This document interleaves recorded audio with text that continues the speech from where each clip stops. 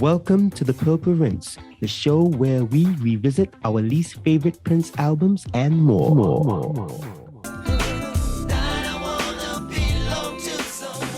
Somebody. I guess I'll come in. You know, I actually like this track. What? I actually kind of like this track. I didn't love the track, but I kind of like the track. I put myself in that scenario. Holmes was talking about. You're kicking back girls in the yard. The track's playing in the background. This track could ride. This track could ride quite nicely in the background. So Holmes Candles. Holmes kicked some sense into you. It seems so, man. I just thought I had a vision. He gave me the vision. He gave me some context. He slapped some sense into your backside. That's the name of my label. That's the name of my label, by the way. Have a vision. Have a vision. Snap. That's it. So what happened just there? I was like, how would I feel if I was kicking back the lady? You know, the music's playing some incense, you're doing your thing. Yeah, this track would sit quite nicely in the background, just kind of playing. And I thought, yeah, it's not compilation class, but I was kind of like, yeah, okay, yeah, I can, you know, it doesn't come near to anything classic or even great or genius, but just as a kind of, yeah, that's a nice track. That's a nice little track. Yeah, I'll you know, I'll let that pass. I'll let that pass through the net, you know. So I'm not going to murder that song. I think it's not a great track, but I like the song, you know. I was feeling the groove, especially towards the end. There's some nice changes. So some nice kind of not angular, but there's a few little guitar changes. I was like, okay. So for the first time, I'm like, okay, you're starting to get my attention now. You're just starting to get my attention. I hope from here it gets better. But yeah, I'll give that track a pass. That was all right. We did have to say dark pop. I didn't really like this song, you know. Oh, I didn't really. I mean, what lets this song down is the instrumentation. I didn't really like the instrumentation on this at all. Yeah. I didn't like the music on this. Yeah. I liked his vocals. I think his vocals were great on it. As it usually is. I was just kind of doing some editing in my head while I was listening to it and like stripping it right back. I mean, he could have done this a cappella. He had none at all. There's a lot of passion in as he likes to push. At the end, he was pushing, you know, with the screams and stuff, and you know, the Prince vibe that he drops when he's really feeling something. Yeah, it felt really filler, and I won't go any further than that. It just felt like a little bit more of a filler track, and it feels like we're going downwards as opposed to upwards as regards to the album for me. But yes, so that's what I feel. I feel that. I agree with both of you. You know, the beginning, the start of it, I wasn't really, you know what I mean? It felt like quite weak. You know, it's as the song gained a bit momentum, then I was like, okay, but I definitely, as Justin was saying, you know, you could, in the setting, it's not one that you're not going to get up and switch it off. You know what I mean? Yeah. In the right vibe. And it also, I felt that it worked. It kind of almost solidified the direction of where he's going with this part of the CD, this track, you know, disc one, you know? Yes. Like this is the mood that he's setting for because remember, yes. Okay. It's a three CD, it's a 3-disc album, you know? So it feels like this is the kind of vibe that he's bringing. He's bringing a kind of, you know, funky, groovy kind of, you know, mid-tempo, heavy kind of, you know, and kind of the subject matter is to do with the relationship and this you know, this ongoing thing with the woman or whatever, you know, that relationship thing is. So I would say, and I definitely enjoyed his singing as it got more into it. And when you really listen to his singing, it's just what he can do vocally, you know, is just ridiculous. And I can hear how a lot of people can be influenced by him as a singer, you know, as a technical singer, you know, I mean, things that runs that he will do and licks that he will do, like, you know, people can learn from that. But so I would say, yeah, it's not the greatest song. It's not something which, but within the setting and within the feel, if I'm listening to it as an album, I think it flows. Those 3 songs, I feel they flow together. They work together as an album, you know what I mean, for disc 1, you know what I mean, they it's in the same vibe, you know. So yeah, I'll give it a pass. But it's not like some classic whatever. It works within the setting. That's how I would say that. I hear that. Come on,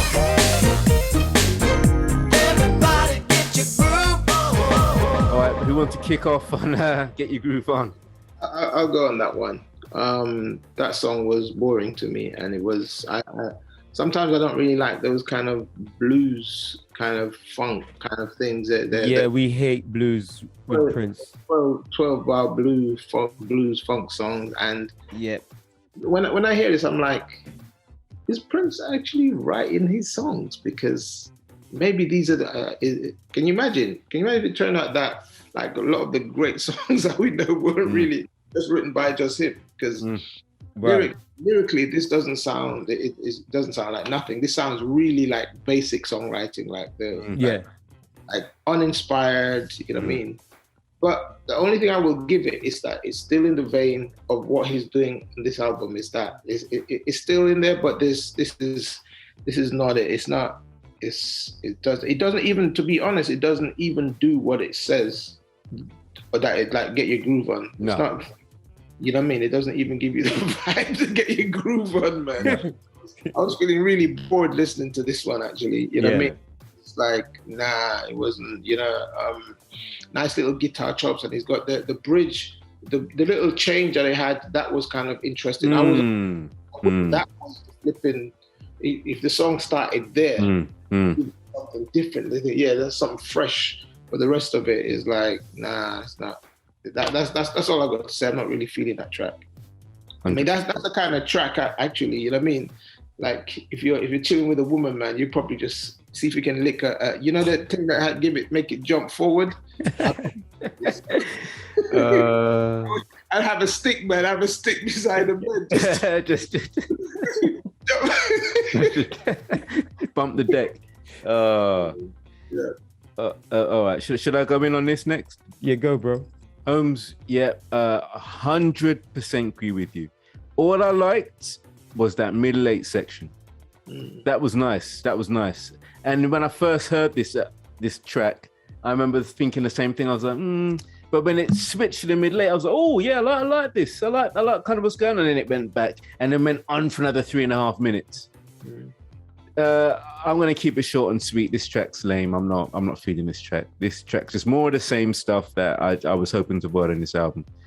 Dark pop controversy. What do you have to say? Same as both of you guys.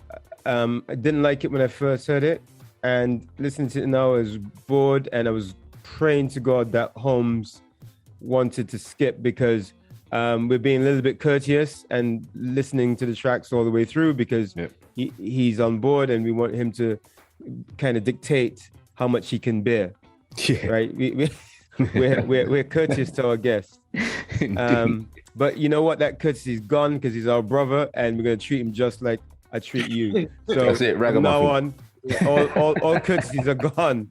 You're going to get chopped the same way. If you don't like it, we're just stopping it. But no, there's one. So I agree with both of you. So I'm not going to repeat what you guys said. But one thing caught me lyrically, because you know I'm a lyrics fan, right? Did you guys notice he was firing shots at D'Angelo? Well, I thought he was bigging D'Angelo up, like he was saying. That's what it appears to be. But listen to this, and tell me what you think. He goes, the new D'Angelo, some NPG. and we'll make a bet to see who keep their clothes on. So is he saying the new D'Angelo album track, some NPG? So he's it's almost like a versus, and then we'll make a bet to see if the woman keeps her clothes on. Oh, D'Angelo. Okay. Or NPG.